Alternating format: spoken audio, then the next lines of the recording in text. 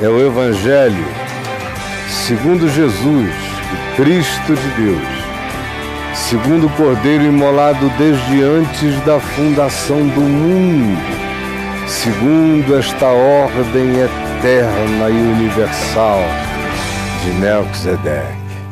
Hoje, a carta de Paulo aos Efésios, aos discípulos de Jesus que viviam em Éfeso, no primeiro século. Ele escreve, dizendo-lhes no capítulo 2, Ele vos deu vida. É radical assim. Quando ele escreve para os que diziam que tinham se tornado discípulos de Jesus, o que ele diz é: Ele vos deu vida, estando vós mortos. Mortos. O Evangelho, segundo Paulo está ensinando, não produz uma melhoria de vida. O Evangelho ou chega e nos ressuscita da morte, ou não há nada mais a fazer.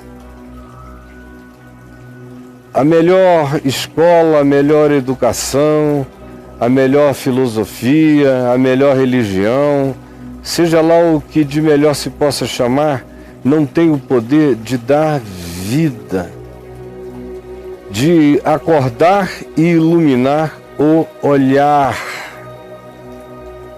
Não tem.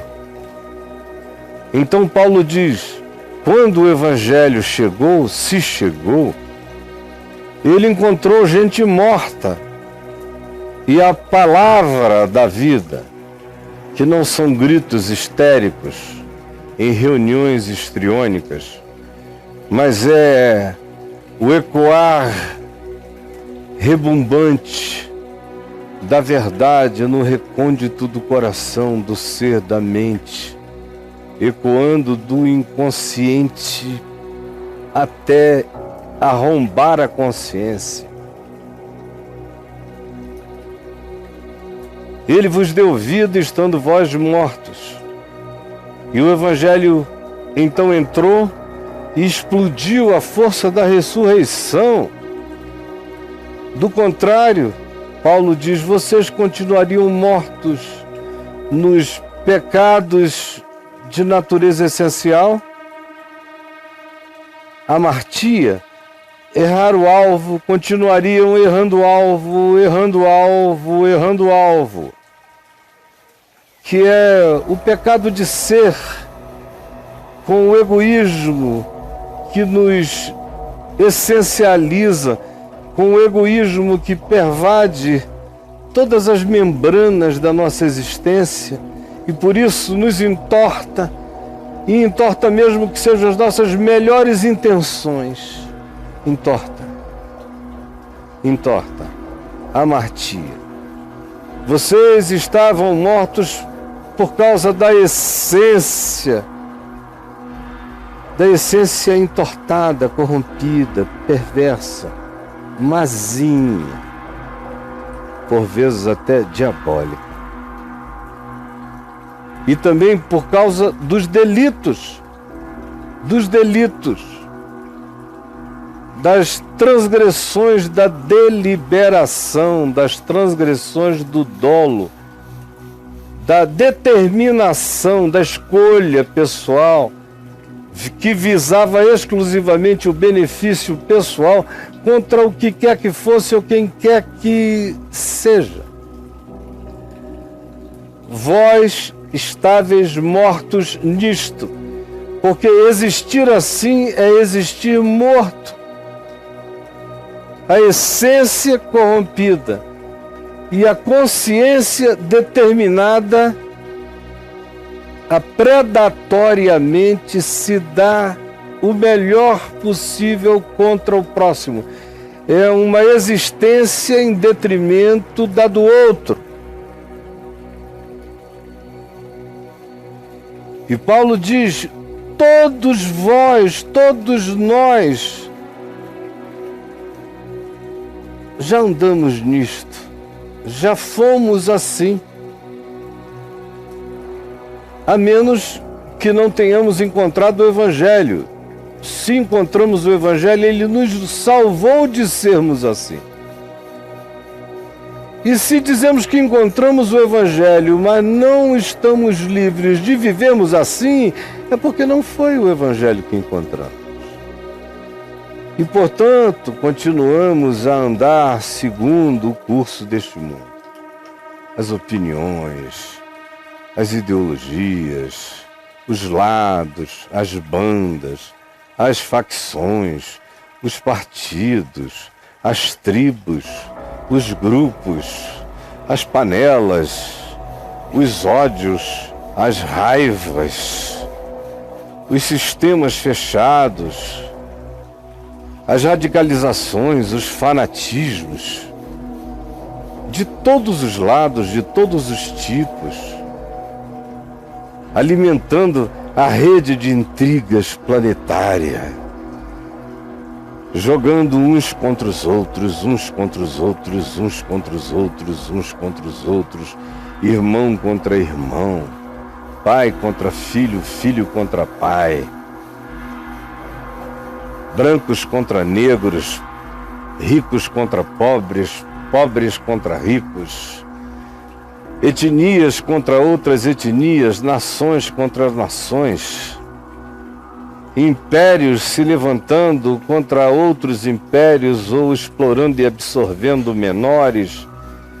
Enfim, o curso deste mundo, a cultura deste mundo, tudo que a gente chama de mundo, que é produto do nosso olhar, que é a expressão da soma e depois multiplicação e depois crescimento exponencial de tudo aquilo que nós somos. O mundo somos nós, é a soma de todos nós. Isso cria um volume, esse curso, como Paulo chama, tem um volume, é um movimento, é uma dinâmica e é um volume no inconsciente. No inconsciente. É tão extraordinariamente no inconsciente e ao mesmo tempo é um curso tão claro e definido que não param de surgir teorias da conspiração. São 13 que moram em lugares do primeiro mundo que controlam tudo isso. São 6, são 7, já foram judeus. É o curso deste mundo. Não é ninguém, é todo mundo. Todos nós. É a soma, é a soma. É a soma de quem nós somos. O mundo é a soma de quem nós somos. E nós, a maioria de nós, anda segundo esse curso. É assim que o mundo vai, é assim que a gente vai, a gente escolhe.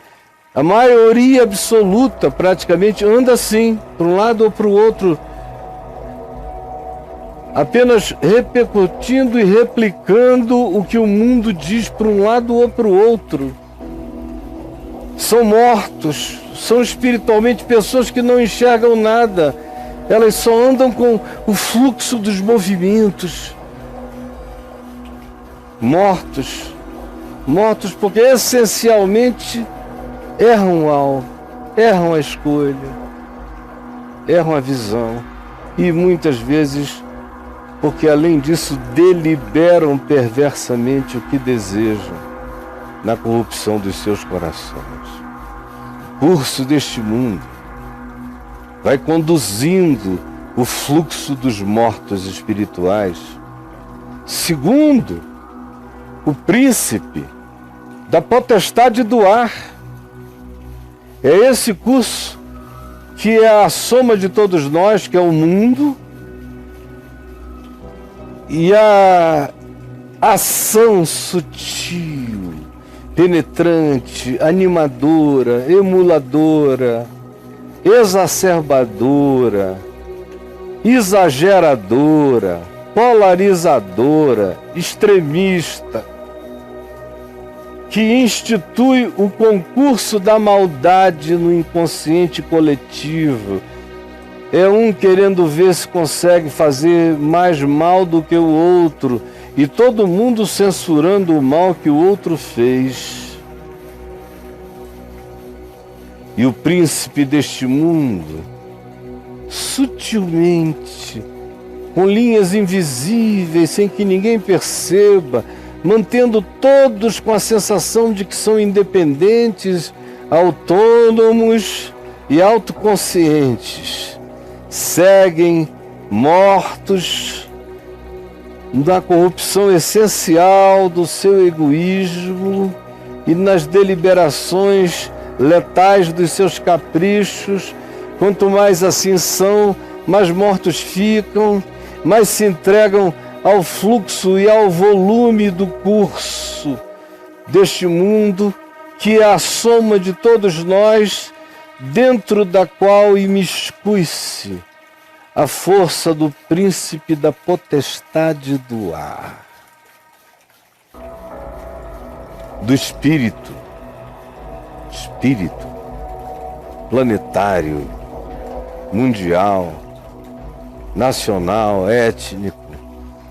O objetivo dele é matar, roubar e destruir, agonizar, infelicitar, ter vontade de morrer, ter vontade de matar, antipatizar de maneira fóbica, sem poder nem explicar de onde vem o fluxo de sentimentos que muitas vezes são maiores do que o indivíduo que os experimenta, que vem da soma do que nós somos, formando o mundo, aumentado, atiçado pelo príncipe da potestade do ar, desse espírito que agora, neste dia, atua em efetividade nos filhos da desobediência. Os filhos da desobediência são esses que sempre erram o alvo, sempre erram o alvo. Nunca acertam na lei da vida. Raramente há alguns que escolhem a porta estreita e o caminho estreito e entram pela vida. A maioria anda cega segundo o fluxo do instinto, do animal, do mamífero humano, do capricho, rosnando com os predadores, sem saber nem porquê, sob a força desse poder espiritual mediúnico, penetrando mentes, fomentando sonhos, pesadelos, tormentos noturnos e iras diárias, sob o sol causticante. O espírito que agora atua nos filhos da desobediência, dentre os quais também todos nós andamos. Eu já andei exatamente assim. Já andei morto assim. Isso é uma coisa tão real, não para Paulo, mas antes de ser para Paulo, para o ensino de Jesus, porque Jesus disse, quando ele um dia convidou uma pessoa a segui-lo, e essa pessoa disse, olha, espera meu pai primeiro morrer, deixa eu primeiro sepultar meu pai, depois que papai morrer, eu vou te seguir. E Jesus então, olhando para ele, disse, deixa os mortos sepultarem os seus próprios mortos. Deixa os mortos sepultarem os seus próprios mortos, porque todos estão mortos nos seus delitos e pecados. Nós todos já andamos assim, entre os quais também todos nós andamos outrora, um dia. Sim, nós sabemos o que é ser parte disso. Eu sei o que é andar no curso deste mundo, segundo o príncipe da potestade do ar, do espírito que atua e atua cada vez mais profundamente, quanto mais desobediente você se torne, conscientemente, deliberadamente, delituosamente desobediente. Nós sabemos, eu sei o que é andar segundo as inclinações da minha carne. do capricho, do tesão, da pulsão, da vaidade. Eu sei. Eu conheço isso tudo a partir da minha experiência de morto ambulante,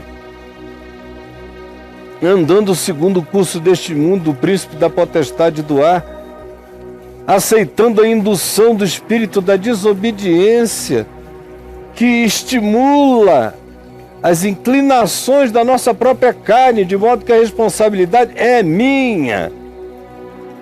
E sou eu que determinei e determino quando peco, fazer a vontade da carne e dos meus pensamentos, ou dos pensamentos de outros, ou das ideologias ensinadas neste mundo, ou das filosofias ensinadas e alimentadas pelo príncipe da potestade do ar. Eu não posso transferir isso para nenhum poder maior do que eu, porque esse poder invisível age segundo as inclinações da minha carne. Eu faço a contribuição da minha carnalidade, seja ela de que natureza seja. Quando eu me entrego e ao invés de dar razão à vontade de Deus, eu dou vazão e razão à minha carne, ao meu desejo, ao meu capricho, ao meu tesão, à minha cobiça, ao meu devaneio, à minha fantasia, ao meu sonho louco. Quando eu me entrego aos pensamentos estabelecidos, às verdades assumidas por uma geração, e as pratico como pratica todo aquele que anda segundo o curso deste mundo. Por isso, eu sou parte da geração que era por natureza filha da ira, como também os demais. De que ira? Da ira que o viver assim produz contra quem vive assim. Essa é a ira. Viva assim, e o resultado disso voltar-se-á contra você. Viva exatamente deste modo, crendo que em você existem coisas tão absolutamente sublimes, divinas e santas, só que você não acerta nunca. O melhor de você ainda é rual. Tua melhor piedade ainda é vaidosa. A tua mais expressiva sublimidade ainda é narcisista. Andando, você não sabe do que eu estou falando? Das escolhas também, dos delitos, dos pecados, das deliberações, do eu quero porque eu quero. Agora é minha vez, eu vou me permitir.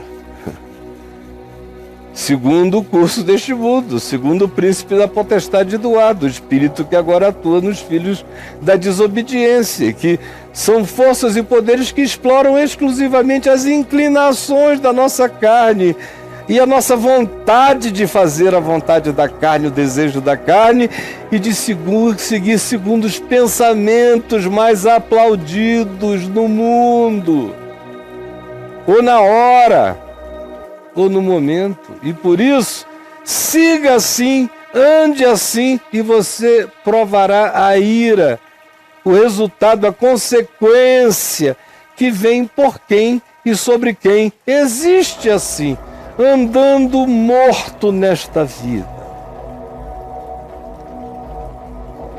Aí Paulo prossegue: mas Deus, apesar da gente ser assim, mas Deus, sendo rico em misericórdia, rico, extravagantemente rico em misericórdia, e por causa do grande amor com que nos amou, inexplicavelmente nos ama e nos amou, estando nós mortos nos nossos delitos, nas nossas determinações perversas, estando nós mortos Ele nos amou, todavia, nos deu vida juntamente com Cristo. Quando Jesus morreu, ele disse: eu determino que eles todos estão morrendo com e no meu Filho amado, em quem eu me comprazo. E quando Jesus ressuscitou dos mortos, ele disse: eu determino que todos eles ressuscitem da morte no meu Filho amado, em quem eu me comprazo. Sim, pela graça sois salvos, porque juntamente com Jesus, Deus nos ressuscitou, e juntamente com Jesus, Deus nos fez assentarmos-nos nos lugares celestiais, como se nós mesmos fôssemos Cristo Jesus. Que coisa extraordinária!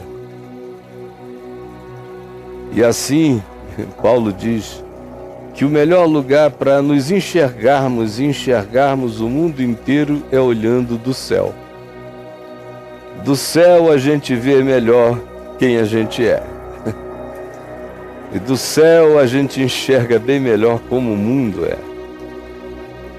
Paulo só conseguiu ver que ele mesmo era um morto andando em delitos e pecados, andando segundo o curso deste mundo, e no caso dele eram as vaidades religiosas, rabínicas, farisaicas, judaicas, em Roma de outro tipo, na Grécia de outro tipo, em qualquer lugar da terra existem as mesmas coisas, só que com outras caras.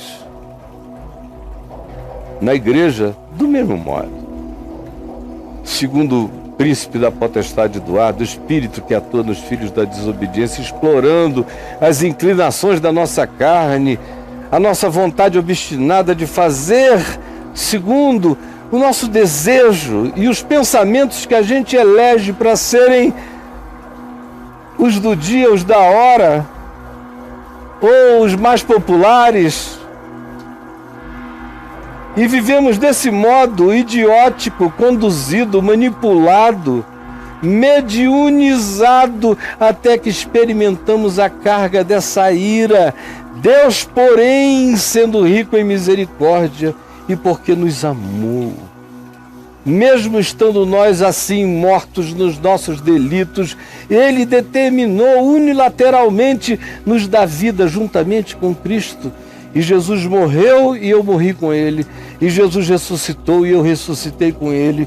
E Jesus assentou acima de todas as coisas e eu estou assentado com Ele, seguro, salvo de toda morte, lúcido sobre o curso deste mundo, o príncipe da potestade do ar, discernindo o espírito dessa hora, vigiando o meu coração e as inclinações da vaidade, da arrogância e da soberba da minha carne, para que eu não me entregue à vontade dos meus caprichos, nem dos meus próprios pensamentos ou de qualquer que seja a ideologia, porque eu não quero outra vida a não ser a daquela e a daquele que, tendo recebido graça de Deus, existe agora em obediência ao sentido da vida, que é contra o fluxo deste mundo, que quebra a determinação do príncipe da potestade do ar, que desnuda a atuação do espírito que agora trabalha na desobediência humana, que traz autorrevelação da nossa carne, da nossa natureza, da nossa vaidade, dos nossos caprichos.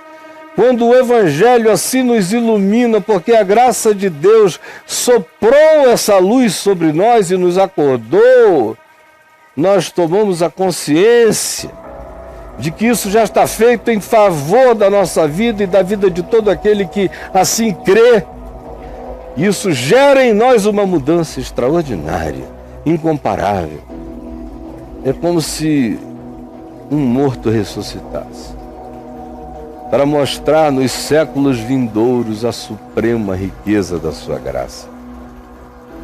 Da sua graça e bondade para conosco em Cristo Jesus. Por essa razão, pela graça, eu sou salvo, mediante a fé em Jesus. E isto não nasce de mim, porque eu sou um morto em delito e pecado. É um dom, é um sopro, é uma visitação livre de Deus, que não vem das obras que eu pratiquei, não fui eu que estimulei, porque ninguém vai poder se gloriar. Nós somos alcançados exclusivamente por favores imerecidos. Nós somos os mortos que estão sendo acordados. Pois somos, no fim, não fomos feitos mortos, morremos por causa das nossas escolhas. Nossas escolhas nos fazem morrer. Nossa opção pelo ódio, pela não-vida, pelo capricho, pela luxúria, pelo uso, pelo abuso, pela manipulação, pela superioridade, pelo narcisismo, pela brutalidade, pela implacabilidade contra o próximo. Essa escolha desse nosso delito nos corrompe essencialmente, nos mata, nos aleja para a eternidade, nos inviabiliza para a vida eterna.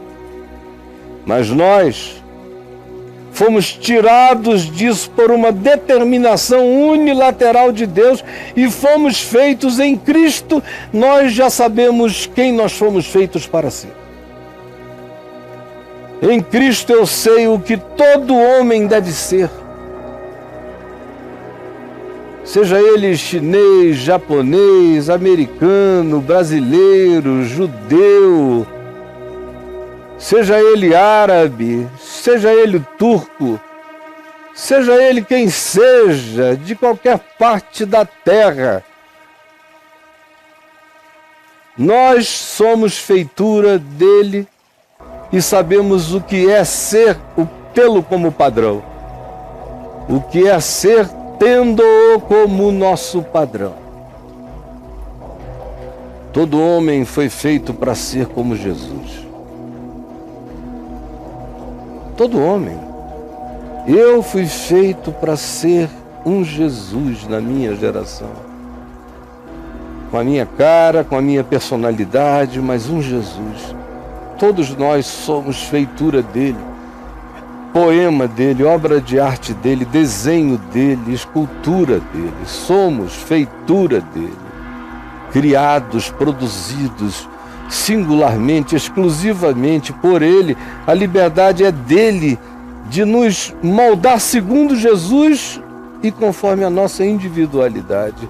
Somos feitura dele, criados em Cristo Jesus, para vivermos as boas obras do Evangelho, do amor, da alegria, da justiça, da paz, da reconciliação, da bondade, da libertação e da liberdade, do autocontrole, do domínio próprio, da fidelidade, para vivermos assim, segundo Jesus, praticando as obras que Deus, nosso Criador, de antemão preparou para que andássemos nelas, para que fosse o nosso caminho, para que nós fôssemos não os amaldiçoadores da terra,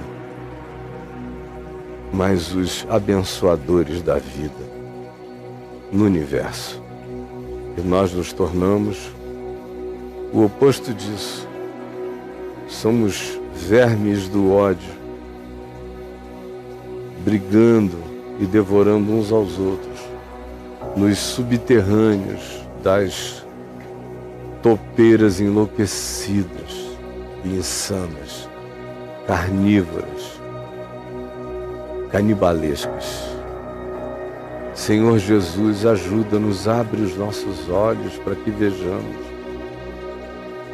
vejamos quem somos, como somos, onde estamos, como seguimos, pulsionados pelo que existimos.